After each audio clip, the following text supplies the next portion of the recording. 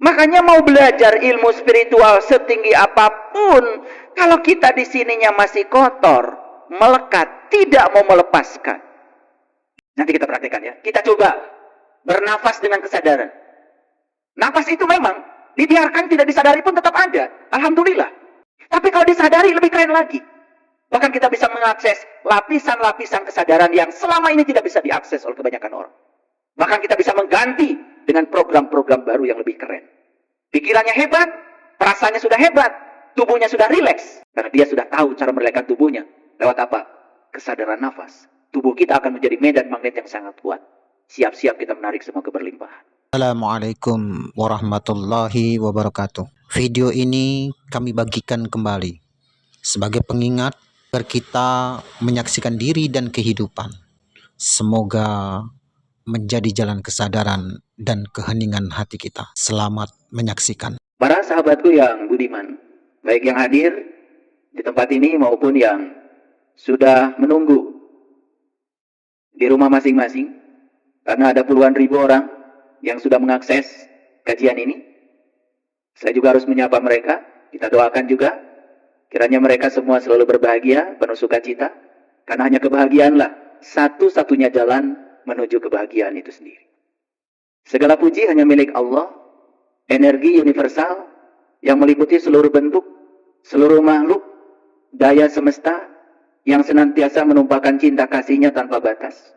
Dan beliau itu sekarang bersama dengan kita, meliputi seluruh sel dalam tubuh kita, yang telah membuat tubuh kita menjadi berharisma, tubuh kita menjadi berwibawa, tubuh kita menjadi fungsional, dan mari kita sadari semua kemewahan yang dipersembahkan olehnya kepada kita. Bisa mengangkat tangan itu sebuah kemewahan, bisa melangkahkan kaki itu sebuah kemewahan, bisa melihat semua ciptaannya adalah sebuah kemewahan, bahkan bisa merasakan air menyentuh tangan, itu pun sebuah kemewahan. Merasakan suara mobil itu sebuah kemewahan, merasakan burung berkicau pun sebuah kemewahan. Hanya mereka yang sadar, hanya mereka yang sudah sampai di tingkat kesadarannya, mereka selalu dipenuhi oleh rasa syukur yang dalam, sehingga rasa syukur itu dapat melipat gandakan semua berkah dari semesta untuknya. Oleh karena itu mari kita sadari sepenuhnya semua kemewahan yang dipersembahkan oleh Allah kepada kita. Tidak ada satu peristiwa pun yang datang kepada kita tanpa tujuannya. Tidak ada satu peristiwa pun yang datang kepada kita tanpa alasannya. Semua terjadi demi cinta, demi kebijaksanaan, agar jiwa-jiwa kita selalu tumbuh. Oleh karena itu, mari kita puji Dia bersama-sama membaca hamdalah dengan penuh kesadaran.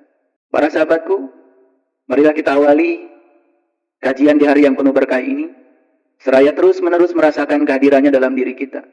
Karena Dia tidak pernah sedetik pun meninggalkan kita. Seraya memohon ridhonya, memohon berkahnya. Kiranya semua ilmu yang dibicarakan kita hari ini menjadi energi baru, menjadi sudut pandang baru, yang selalu meningkatkan kita kepada kesadaran baru. Kita sapa semuanya dengan kelembutan dan cinta, seraya membaca basmalah. Bismillahirrahmanirrahim. Kajian kita hari ini, kita akan bicara tentang bagaimana caranya mengubah realitas dunia dengan satu kekuatan yang ada dalam diri kita. Yang kekuatan itu sudah ada, tidak perlu dicari. Kekuatan itu sudah diberikan saat kita lahir. Dan kekuatan itu hanya perlu diizinkan saja oleh kita. Sekali lagi, kekuatan itu sudah ada, bahkan saat kita lahir. Dan kekuatan itu tidak perlu dicari. Karena hidup bukan soal pencapaian. Hidup bukan soal mendapatkan. Tapi hidup itu adalah tentang mengizinkan. Dan kenapa kita hidupnya, realitas kehidupan kita tidak seperti yang kita mau? Penuh dengan kesulitan, penuh dengan konflik, selalu kekurangan. Harus bekerja keras untuk mendapatkan sesuatu yang diinginkan. Sebetulnya karena kekuatan itu sampai hari ini oleh diri kita belum diizinkan. Sekali lagi, hidup bukan soal mendapatkan, tapi hidup adalah tentang mengizinkan. Itu sebabnya pengalaman hidup saya, pengalaman mempraktekkan ilmu ini, pengalaman yang sangat dahsyat ini, saya bagikan kepada para sahabat semua sebagai bentuk cinta kasih saya kepada semesta. Kalau saya berbicara kekuatan langit, bukan berbicara langit yang fisik. Saya sedang berbicara satu kekuatan yang tersembunyi pada diri setiap manusia. Itu sebabnya Di Quran surat An-Nas ada kata-kata minal jinnati wan nas. Jadi di balik nas itu ada jin. Jin itu bahasa Arab, sesuatu yang tersembunyi. Yang tersembunyi itu adalah daya semesta. Yang tersembunyi itu adalah kekuatan positif. Yang tersembunyi adalah cinta yang diberikan sejak kita lahir dalam semesta ini. Sayang sekali, banyak manusia yang belum sadar untuk mengizinkan kekuatan itu. Lalu kehidupannya seperti itu saja. Terjebak dalam siklus konflik yang terus-menerus. Terjebak dalam siklus kesulitan yang terus-menerus. Terjebak dalam siklus kehampaan yang terus-menerus. Yang tidak berakhir. Sudah banyak melakukan berbagai rutinitas. Tetapi rutinitas yang dilakukan tanpa kesadaran tidak akan pernah menolong kita. Itu yang ingin saya sampaikan.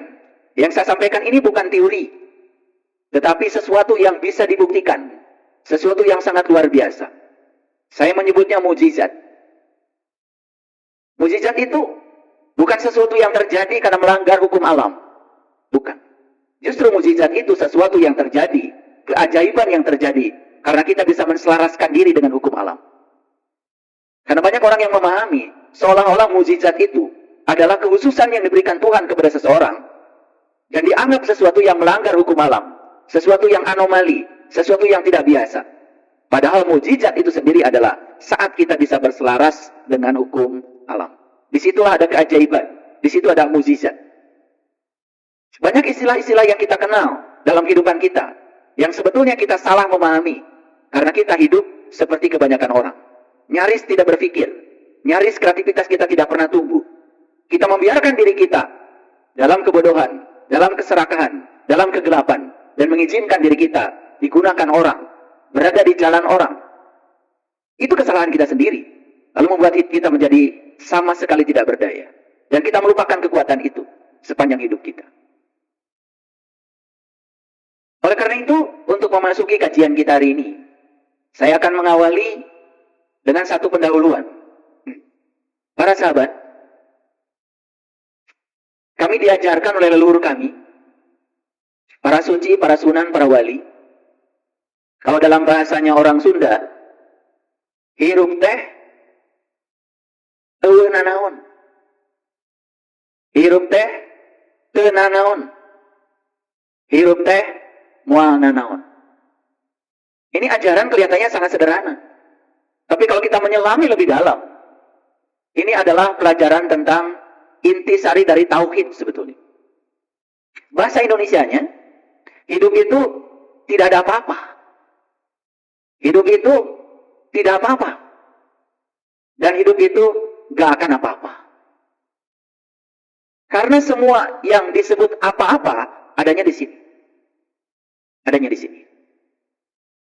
Coba kita flashback dulu ke belakang. Masih ingat gak Bapak Ibu semuanya? Kapan kita mulai bernafas?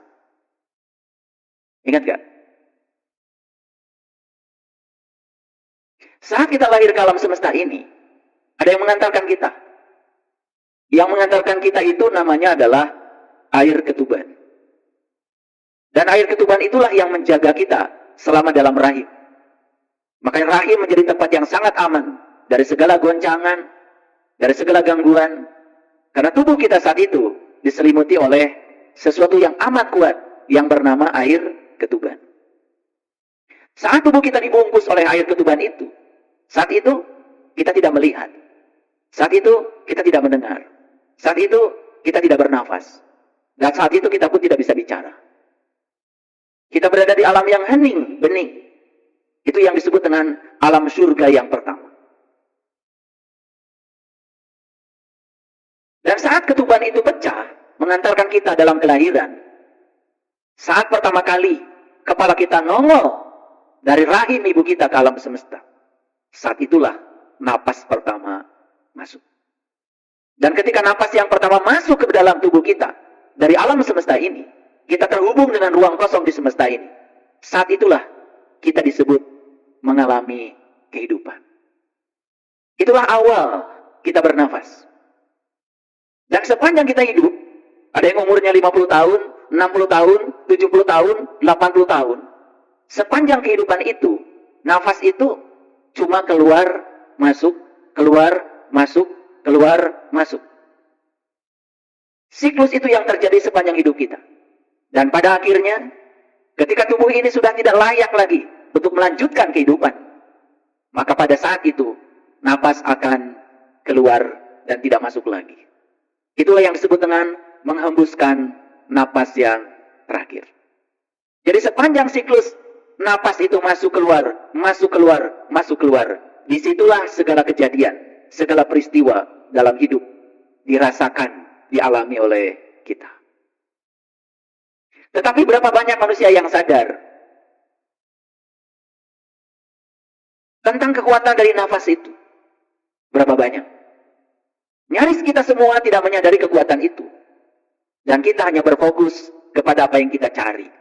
Kita berfokus pada apa yang kita inginkan. Menyadari sang hidup saja pada diri kita, yang tidak pernah tidur, tidak pernah ngantuk, yang bernama nafas. Nyaris nggak ada waktu. Padahal nafas bukan sekedar oksigen yang masuk. Tapi nafas itu adalah sebuah upacara sakral yang terjadi pada setiap manusia. Nafas menghubungkan diri kita yang di dalam dengan semesta tanpa batas. Nafas bisa menjelajahi lapisan-lapisan kesadaran yang ada pada diri kita. Bahkan nafas bisa menghubungkan yang disebut dengan pikiran sadar dengan pikiran bawah sadar. Nafas bisa menenteramkan. Nafas bisa mendamaikan. Nafas bisa membuat seluruh saraf-saraf dalam tubuh kita pun mengalami relaksasi. Jika nafas itu disadari. Kita punya nafas masuk keluar di sepanjang kehidupan kita. Tapi berapa banyak orang yang menyadari keberadaan dari nafas itu? Saat nafas disadari, disitulah kita terhubung dengan inti kehidupan kita. Dengan sang keberadaan, dengan sang kehadiran. Bahkan seluruh sistem saraf kita menjadi damai, menjadi tenang saat itu. Nanti di akhir sesi, saya akan mengajak para sahabat semuanya untuk mempraktekkan ini. Sederhana, tetapi sangat luar biasa. Bahkan napas pun sebetulnya, ketika bukan sekedar diizinkan untuk otomatis, tetapi napas itu ada ritmenya, ada ritmiknya. Ketika napas itu diatur masuknya, diatur keluarnya, bahkan bisa memberdayakan kehidupan kita. Bahkan bisa mengubah realitas kehidupan kita. Tubuh kita ini kelihatan saja secara kasat mata karena keterbatasan penglihatan kita sebagai tubuh fisik yang padat. Tapi kalau tubuh ini dibelah-belah, ternyata bagian yang paling kecil dari tubuh disebut sebagai atom. Itulah yang membentuk tubuh kita. Dan ternyata di balik atom ada lagi yang disebut dengan partikel-partikel subatomik. Ada elektron, ada proton, ada neutron, ada kuark, ada inti atom. Tetapi yang lebih dahsyat lagi, ternyata 99,99% atom yang menyusun tubuh kita sebetulnya itu adalah ruang kosong. Bahkan para ilmuwan fisika sekarang sudah menemukan yang disebut dengan elektron, proton, positron, neutron, yang disebut sebagai partikel, yang disebut sebagai materi. Bahkan pemikiran itu sekarang sudah digugurkan oleh teori baru dalam fisika yang bernama fisika kuantum.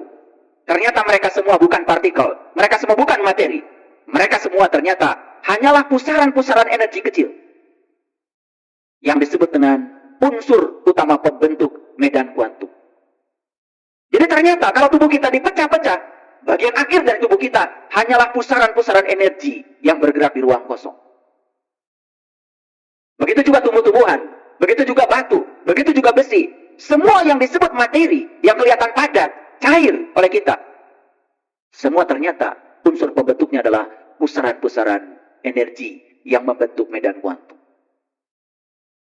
Orang sudah sampai di titik itu pemikirannya saat ini. Sehingga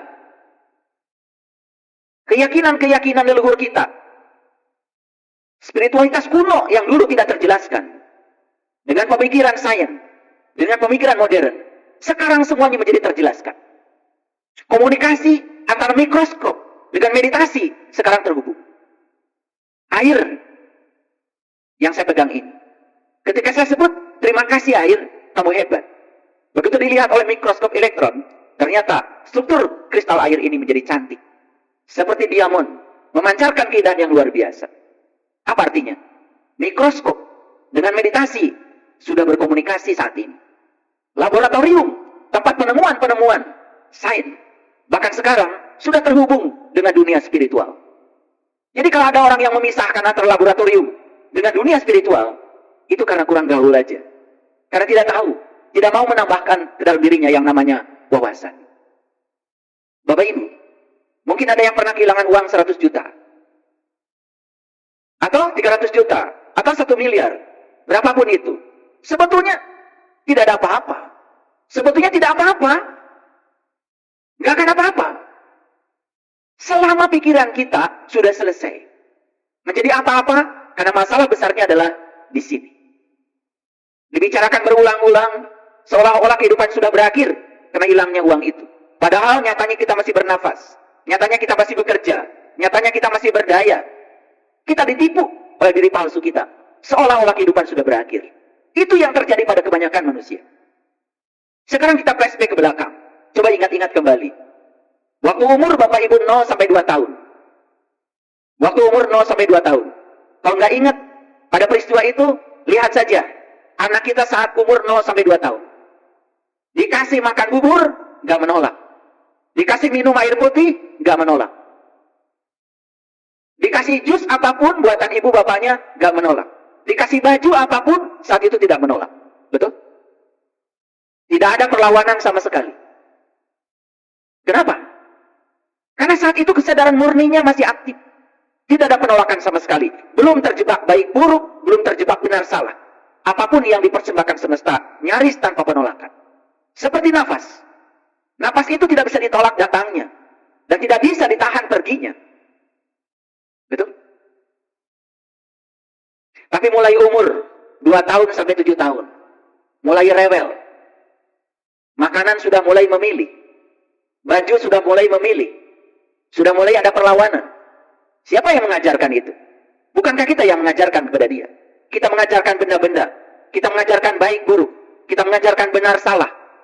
Ketika dia diajarkan dualitas, saat itulah perlawanan mulai ada. Saat itulah mulai mencengkram dan menendang. Betul? Itu kira-kira umur 2 sampai 7 tahun. Lebih parah lagi, ketika umur naik lagi dari 7 sampai 15 tahun. Sudah mulai memberontak orang tuanya. Sudah mulai melawan orang tuanya. Sudah mulai tinggi suaranya. Bahkan ketika ada yang tidak dia sukai, dia mulai protes. Lebih parah lagi, ketika umur manusia lewat 15 tahun. Betul? Apa yang menyebabkan mereka begitu? Karena kesadaran murni itu sudah terkontaminasi oleh apa? Oleh segala program yang diinputkan oleh lingkungan. Bayangkan ya, saya sering mengatakan, tempat yang paling berbahaya bagi kelahiran seorang anak, itu adalah orang tuanya. Tempat di mana dia dilahirkan. Bayangkan orang tua yang kesadarannya rendah. Setiap hari berkonflik dengan pasangannya. Mengeluarkan kata-kata yang buruk. Kata-kata yang negatif. Begitu anak mau sesuatu langsung keluar. Oh, nggak boleh itu. Cari uang itu susah. Hidup itu penuh perjuangan. Bahkan orang tua marah. Belotot. Mengeluarkan kata-kata dengan suara tinggi. Semua terekam di alam bawah sadarnya anak. Menjadi benih-benih realitas.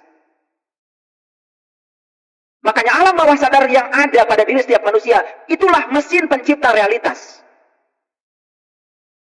Dan semua benih-benih yang bisa menciptakan realitas itu, semua masuk di alam bawah sadar, melewati yang disebut dengan pengulangan. Makanya umur 0 sampai 7 tahun, itu adalah saat yang paling berbahaya. Karena saat itu, otaknya anak sedang terbuka. Merekam semuanya. Karena saat itu, ada yang namanya mirror neuron. Cermin otak. Cermin neuron. Dan semua yang terjadi, yang dia dengar, yang dia lihat, direkam masuk ke alam bawah sadarnya. Dan itu menjadi benih realitas.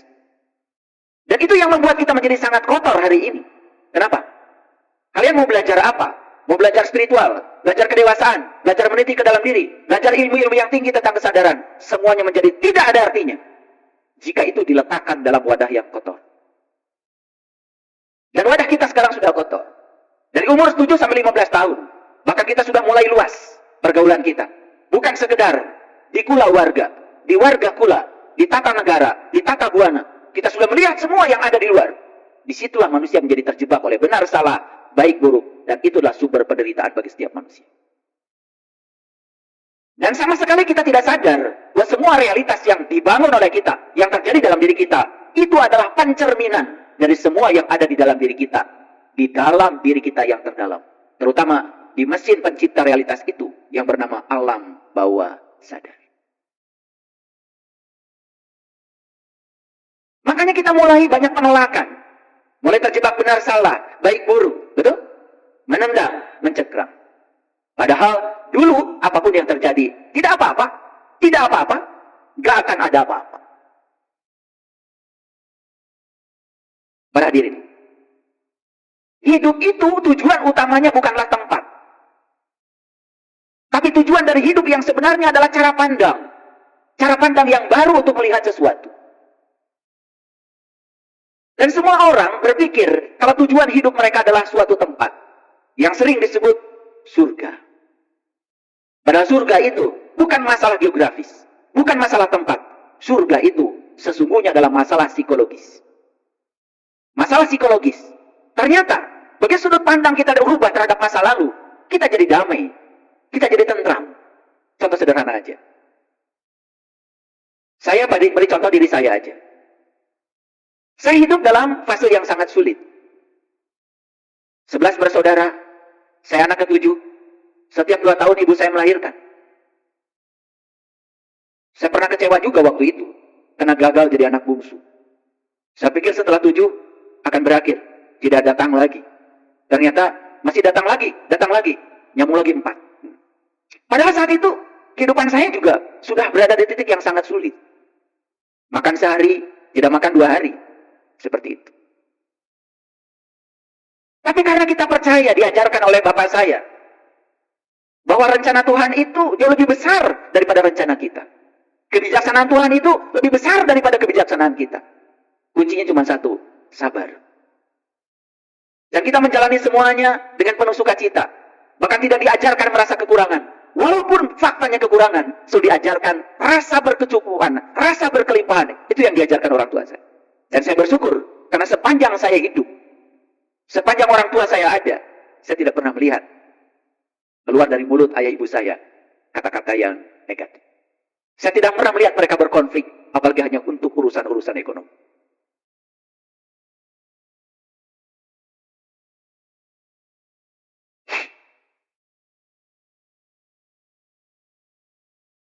Diajarkan rasa percaya, diajarkan rasa percaya. Berserah diri itu bukan karena kita putus asa. Berserah diri karena kita merasa kekurangan, putus asa, hanya akan menarik semua keputusasaan dan kekurangan-kekurangan baru. Saya bersyukur karena saya diajarkan berserah diri. Itu karena kita percaya. Kita percaya pada rencana Allah yang luar biasa. Dan saya tidak akan duduk di tempat ini kalau ibu saya bukan yang itu. Kalau ayah saya bukan yang itu. Kalau jalan hidup saya bukan yang itu. Dan ternyata Allah menyiapkan saya untuk duduk di sini. Berbicara seperti ini. Karena untuk menjadi seorang pembahagia itu, syaratnya kita harus melewati jalan-jalan ketidakbahagiaan yang panjang. Bagaimana kita bisa menolong orang kalau kita belum bisa menolong diri kita sendiri? Bagaimana kita bisa tata warga kalau kita belum bisa tata syariat? Selalu diajarkan untuk selesai dengan diri kita sendiri. Tidak boleh merasa kekurangan. Diajarkan selalu merasa berkecukupan, berkelimpahan. Dan saya baru tahu teori-teorinya sekarang. Ternyata itu yang disebut dengan syukur. Menerima semuanya tanpa syarat. Jadi kata-kata yang terngiang di telinga saya, bahwa hidup itu mual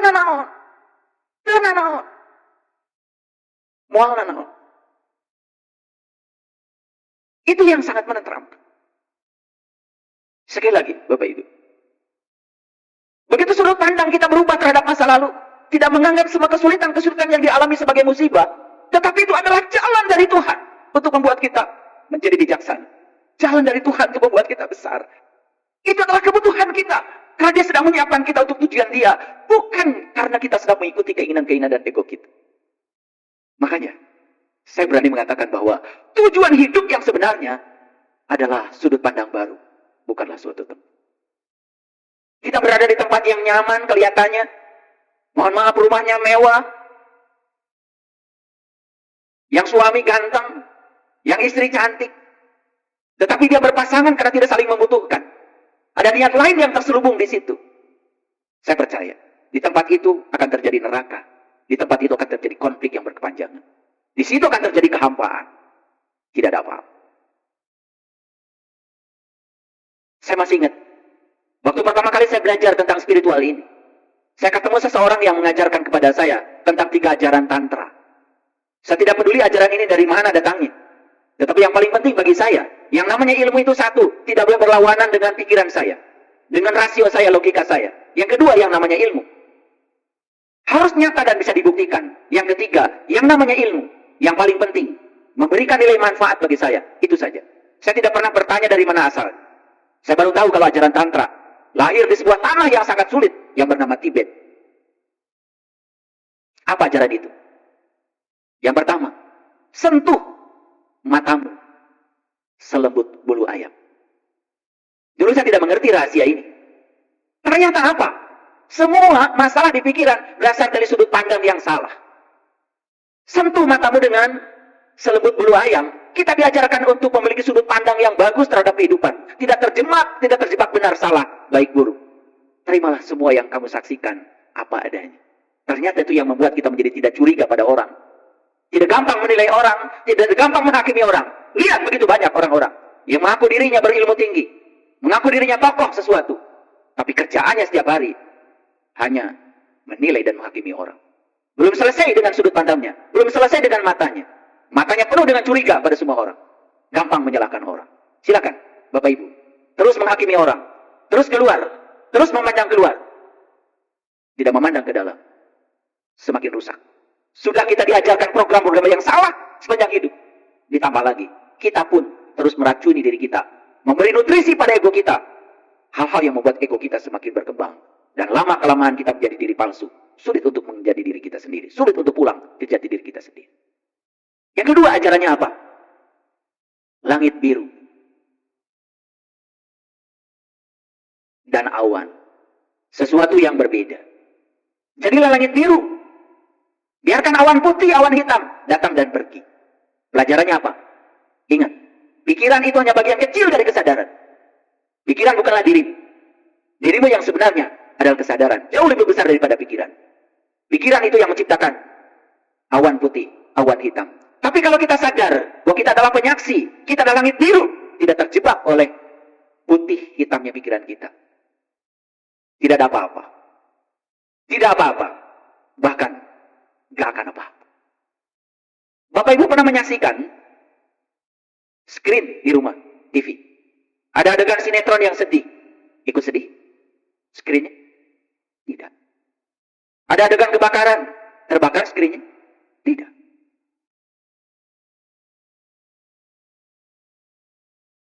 Ada adegan sinetron yang happy ending. Bahagia screennya? Tidak. Langit biru itu ibarat layar monitor kita. Seperti layar ini. Apapun yang saya tampilkan di layar ini, tidak mengubah dia. Harusnya seperti itulah diri kita. Ajaran yang ketiga yang luar biasa. Akar selalu tumbuh di tempat yang gelap. Begitu akar tercerabut di tempat gelapnya, mati itu pohon. Gak tumbuh. Jangan menganggap kegelapan itu adalah segalanya. Bisa jadi kita akan tumbuh justru saat kita melewati kegelapan. Saat kita melewati kesulitan, saat kita melewati tantangan, justru itu adalah tempat di mana kita sedang ditumbuhkan oleh semesta. Ingat, di ujung terowongan selalu ada cahaya. Tidak ada malam terus-menerus, selalu ada siang. Dan tidak ada siang terus-menerus, selalu malam. Seperti itulah dunia mengajarkan kepada kita. Roda kehidupan pun seperti itu. Yang pengen sehat terus, tidak siap sakit, akan menderita saat dia sakit. Yang pengen sukses terus, tidak siap gagal, akan menderita saat kegagalan datang. Dia tidak sadar kalau dunia ini berputar. Dia tidak sadar kalau roda kehidupan berjalan terus-menerus. Ada saatnya di mana kita di atas, ada saat di mana kita di bawah. Tidak apa-apa. Yang paling penting, kita bisa menerima semua itu tanpa syarat. Bapak Ibu,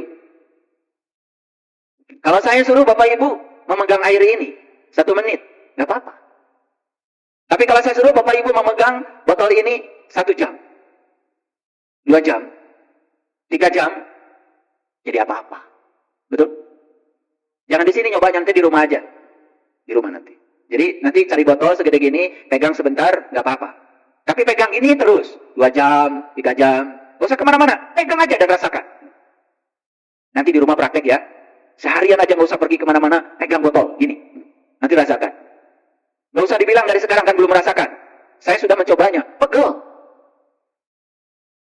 Jadi masalahnya bukan berapa besar botolnya. Masalahnya bukan berapa besar airnya. Masalahnya bukan berapa besar masalahnya. Yang paling berbahaya adalah berapa lama kamu memegang. Pernah lihat kendi? Kendi? Jauh kan kendi? Bolong atasnya.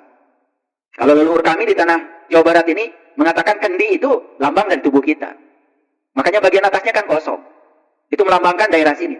Makanya dulu kan ini kosong, kayak kendi. Ini. Kenapa? Karena ini adalah di sini ada satu chip yang disediakan semesta untuk berkomunikasi dengan alam yang tinggi. Makanya kalau leluhur kami menyebut daerah sini namanya benget. Daerah sini namanya peheng. Daerah bawah namanya beteng. Hebat. Benget, beheng, beteng. Makanya kalau belajar ilmu tentang pusat-pusat energi yang namanya cakra. Cakra itu adanya di benget. Di sini. Dan di sini. Ada 2 cakra. Nah di beheng ada 1 di sini. Coba perhatikan tuh. Orang yang tidak keluar, tidak kebat. Selalu menahan emosi. Mau ngomong, takut. Ya. Memaafkan tidak. Ini masalahnya pasti di sini. Sini. Batuk-batuk, nggak selesai-selesai. Ini kan cakranya di sini yang terganggu. Di daerah beheng.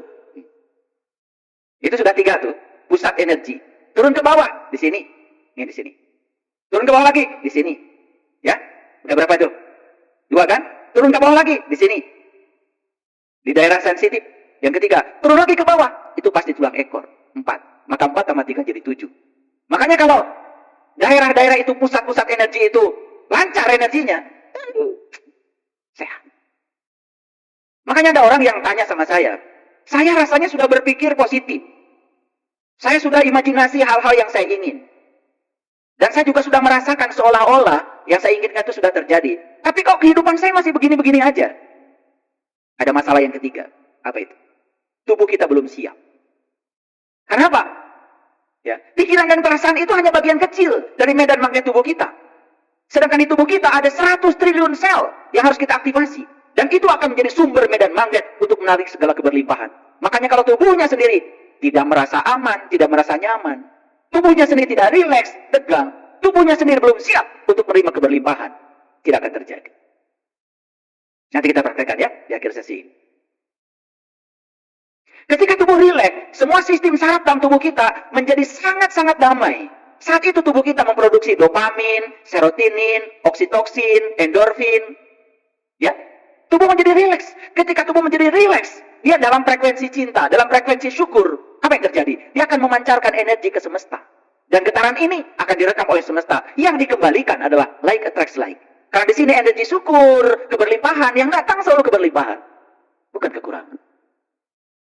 Wih, kalau kita tahu rahasianya. Saya bagikan ya hari ini, tapi pelan-pelan ngajinya, pelan-pelan. Kecepatannya ini basis 5 km per jam.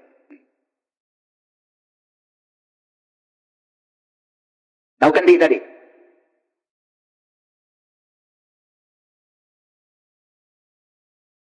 Masukkan aja ke dalam kendi itu kacang atau apa saja.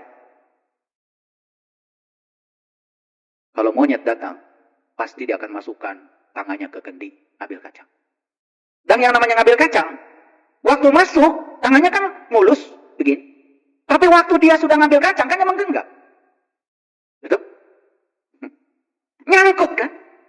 Nyangkut. Si monyet ini malah teriak-teriak. Bukan melepaskan ikatannya. Bukan melepaskan yang dia pegang.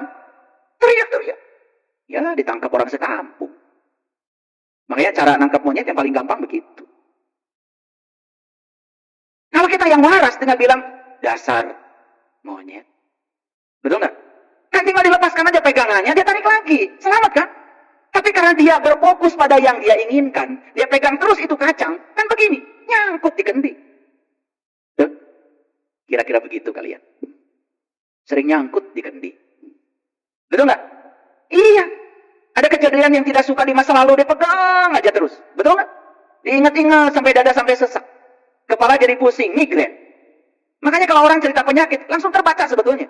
Ini masalah spiritual, bukan masalah fisik. Masa mau disejajarkan dengan, saya nggak tega nyebutnya. Jadi yang suka menggenggam terus ya, genggam. Dulu pernah sukses di masa lalu, cerita kesuksesan ya terus. Padahal sudah lewat.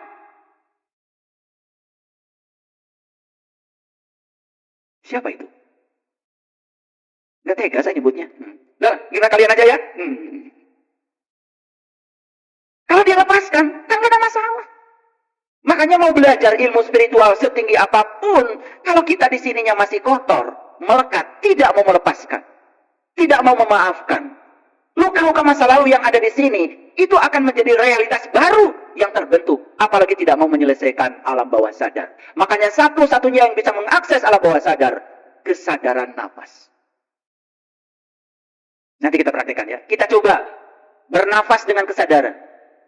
Nafas itu memang dibiarkan tidak disadari pun tetap ada. Alhamdulillah. Tapi kalau disadari lebih keren lagi. Bahkan kita bisa mengakses lapisan-lapisan kesadaran yang selama ini tidak bisa diakses oleh kebanyakan orang. Bahkan kita bisa mengganti dengan program-program baru yang lebih keren. Pikirannya hebat, perasaannya sudah hebat, tubuhnya sudah rileks. Karena dia sudah tahu cara merelakan tubuhnya. Lewat apa? Kesadaran nafas. Tubuh kita akan menjadi medan magnet yang sangat kuat. Siap-siap kita menarik semua keberlimpahan.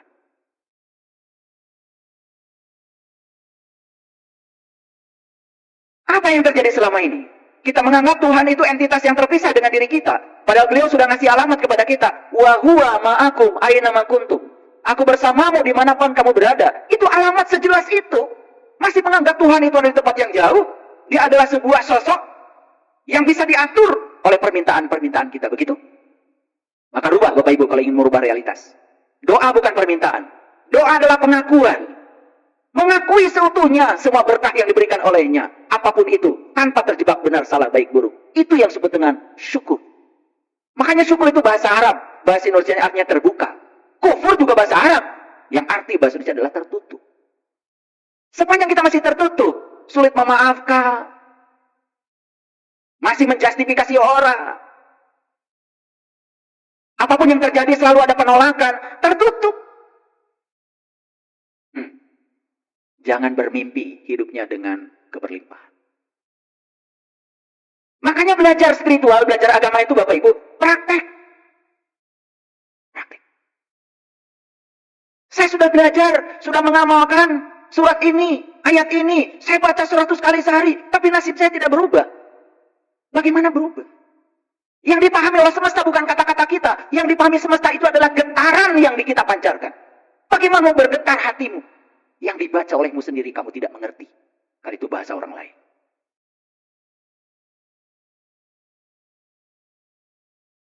Getaran itu perlu emosi. Dan untuk membangkitkan emosi itu, perasaan itu, kita harus mengerti yang kita ungkapkan. Betul? Saya dikasih jimat sama orang tua saya. Jimatnya sederhana sekali. Itu jadi jimat, jadi mantra. Dan setiap saat saya ucapkan. Jimatnya begini, dikasih orang tua saya. Pakai bahasa Indonesia atau bahasa Sunda? Ya bahasa Indonesia aja. Udah diterjemahkan ya ini, ditranslate. Kalau bahasa Inggris nanti tambah gak ngerti. Ini boleh diamalkan ini, saya bagikan jimat ini. Jimatnya begini. Dimanapun saya berada. Dengan siapapun saya bertemu. Saya akan melakukan kebaikan kepadanya. Tanpa pamrih. Itu jimat. Catat jimat ini. Apa jimatnya? Dimanapun saya berada. Dengan siapapun saya bertemu. Saya akan berusaha melakukan kebaikan kepadanya tanpa pamrih. Ya? Apa? Paham. Sekarang sedang di mana kita? Di masjid. Bertemu siapa? Bertemu saya, bertemu. Awas jangan lupa, melakukan kebaikan tanpa pamrih. Ya, ingat ya? Tuh. Itu janjimu. Makanya, mantranya sesederhana itu. Berapa ya? Nah, tapi mantra ini bukan hanya diucapkan 10 kali, 20 kali, bukan. Diucapkan boleh, karena itu mengingatkan. Tetapi lebih bagus lagi, disadari. Ulangi, di apa? Sadari. Jadi kalau kalian bertemu dengan orang, Nanya dulu, saya udah bertemu orang ini, tadi nggak melakukan kebaikan apa-apa. Ya, kebaikan itu macam-macam. Mau senyum, mau menyapa, betul? Ya, mau ngasih empati, ngasih perhatian, gitu, ngasih ongkos lebih bagus lagi. Ya, ini janji ya, janji.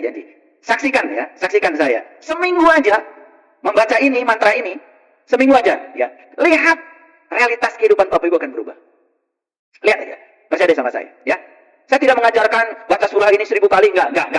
Ya, karena saya juga ngerti kalau kalian baca surah ini, surah itu, kan kalian juga nggak ngerti isinya. Tapi mantra yang tadi, ngerti nggak isinya? Ulangi. Coba didengarkan dengan penuh kesadaran. Coba, pejamkan matanya. Ya, dimanapun saya berada, dengan siapapun saya bertemu, saya akan melakukan kebajikan tanpa pamrih. Ulangi lagi ya. Dimanapun saya berada, dengan siapapun saya bertemu, saya akan melakukan kebaikan tanpa pamrih. Udah masuk kalau bawah sadar? Udah masuk. Tadi udah nyemplung, udah masuk. Kenapa saya suruh pejamkan mata tadi? Supaya masuk di gelombang theta dulu. Kalau di gelombang beta susah masuk itu. Ya ini, ya. Di sini lengkap pelajarannya. Paham ya sampai situ? Oke. Udah apa mantranya? Oke. Seminggu dari sekarang, silakan. Mantra itu dibaca dengan penuh kesadaran. Tetapi yang paling penting adalah melakukan kebaikannya. Dan lebih penting lagi, lakukan kebaikan itu los tanpa pamrih. Wah, udah. Keren deh. Keren. Tepuk tangan dong buat saya. Ternyata saya masih butuh tepuk tangan. Sebetulnya saya tidak butuh tepuk tangan. Supaya rame aja, supaya tangannya kalian gak pegel dari tadi. Dengerin saya terus bicara. Oke? Ya. Bisa dilanjutkan? Oke. Apapun yang akan diisikan menjadi kotor jika wadahnya kotor. Setuju ya? Setuju? Makanya gini ya, gini. Hanya kekosongan yang bersih yang bisa menerima semua berkah. Saya sudah kosong, tetapi kosongnya nggak bersih. Ingat ya, nggak akan ada artinya. Makanya banyak orang belajar spiritual, belajar ini, belajar itu, ketemu guru-guru yang hebat, kok nggak berubah? Masalahnya karena dirinya itu kok masih kotor, wadahnya itu nggak bersih. Masih banyak dogma, doktrin yang dibawa dari masa lalu, itu yang mengotorinya. Makanya semua dogma, doktrin, dan keyakinan-keyakinan yang tidak berguna lagi, yang tidak menolong kita lagi, yang dilakukan terus-menerus, membuat kita hanya terjebak dalam rutinitas. Lepaskan. Kalau ingin berubah. Kan judulnya mengubah realitas dengan kekuatan langit nih. Ini udah saya mulai buka nih kekuatan langitnya. Oke? Tidak ada jalan pintas menuju tempat yang layak. Ingat itu. Tidak ada jalan pintas menuju tempat yang layak. Tidak ada. Ya, alam semesta ini tidak mengenal proses revolusi. Spiritual itu tidak kenal revolusi. Spiritual itu hanya mengenal satu kata, evolusi. Ya, karena dengan ketekunan yang luar biasa, siput bisa mencapai samudera. Evolusi atau revolusi? Evolusi. Makanya dibutuhkan ketekunan, ya, disiplin. Nah, ini saya bicara disiplin. Banyak yang nggak ngerti. Disiplin itu bukan memaksa diri melakukan sesuatu. Tapi disiplin itu adalah menyayangi dirimu sendiri. Beda istilah, beda definisi, beda implementasi. Kita sering mendisiplinkan diri dengan cara memaksa. Betul?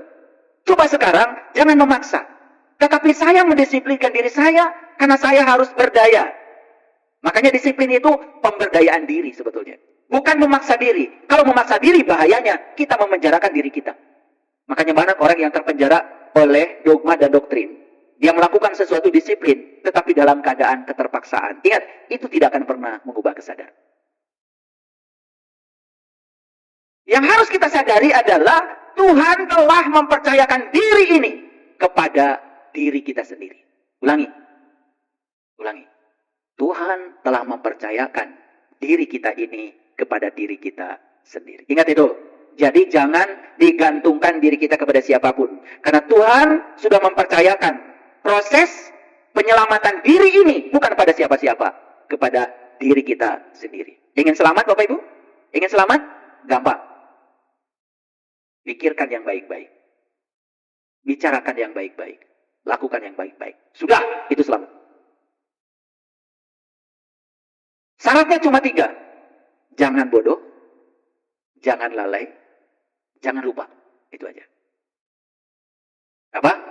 Banyak mantra hari ini. Apa? Jangan bodoh, jangan lalai, jangan lupa. Itu aja. Pikirkan yang baik-baik, bicarakan yang baik-baik, lakukan yang baik-baik. Bicarakan dan pikirkan semua yang kita mau. Jangan membicarakan dan memikirkan hal-hal yang kita tidak suka. Itu aja kok, sederhana. Tapi harus praktek ya, praktek. Ya. Nah, itu sebabnya ya, menyadari kehadiran Tuhan dalam diri itu kunci yang paling utama.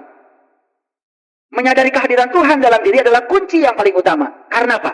Dengan merasakan kehadirannya, maka kita akan terbebas rasa takut, rasa khawatir, rasa cemas, rasa kekurangan, dan semua rasa-rasa yang negatif. Akhirnya apa? Tubuh kita akan menjadi medan magnet yang siap menarik semua yang kita mau.